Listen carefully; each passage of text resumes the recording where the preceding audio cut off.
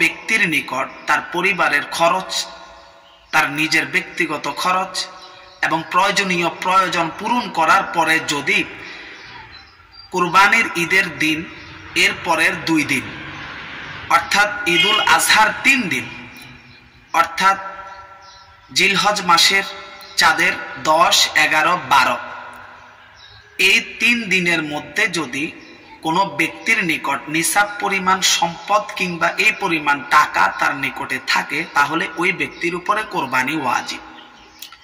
এই 3 দিনের ভিতরে যদি কেউ নিসাব পরিমাণ টাকার সম্পদের মালিক হয়ে যায়, তার কাছে জমা থাকে অথবা কোনো মাধ্যমে চলে আসে, সে নিজে এগুলির মালিক, টাকাগুলো বাড়তি কিংবা অতিরিক্ত হিসেবে আছে তার কাছে, তাহলে ওই ব্যক্তির উপরে কোরবানি ওয়াজিব। তো এখন আমাদেরকে বুঝতে হবে যে নিসাব পরিমাণ কত। নিসাব পরিমাণ 2টি নিসাব সাধারণত হয়ে থাকে, একটি স্বর্ণের, একটি রৌপ্যের।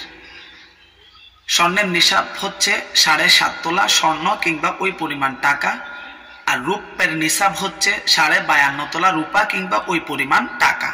কারো নিকট থাকলে তাহলে তার উপরে কোরবানি ওয়াজিব হবে যদি জিলহজ মাসের 10, 11, 12 তারিখ এই 3 দিনের মধ্যে তার নিকটে টাকাগুলা থাকে, অতিরিক্ত জমা থাকে।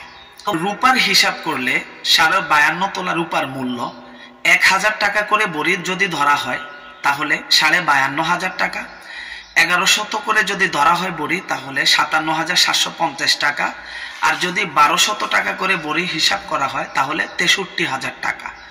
এই পরিমাণ টাকা যদি কারো নিকট উদ্ধৃত কিংবা অতিরিক্ত হিসাবে থাকে কোরবানির ঈদের নির্ধারিত 3 দিনের ভিতরে, তাহলে ওই ব্যক্তির উপরে কোরবানি করা ওয়াজিব হবে, তাকে কোরবানি দিতেই হবে, না হলে গুনাহগার হবে। এটা ব্যাংকে জমা থাকুক, তার নিজের কাছে গচ্ছিত থাকুক অথবা যে কোনো জায়গায় থাকুক, এই টাকা যে তার আয়ত্তের মধ্যে আছে এরকম যদি হয়ে থাকে তাহলে তাকে অবশ্যই কোরবানি করতে হবেই।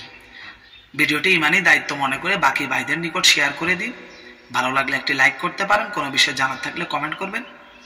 চ্যানেলে নতুন হলে নিয়মিতভাবে গুরুত্বপূর্ণ ইসলামিক প্রত্যেকটি আলোচনা পাওয়ার জন্য চ্যানেলটি এখনো সাবস্ক্রাইব করুন। আগামী কোনো পর্বে দেখা হবে, সে পর্যন্ত আল্লাহ সবাইকে ভালো রাখুক, সুস্থ রাখুক। আল্লাহ হাফেজ।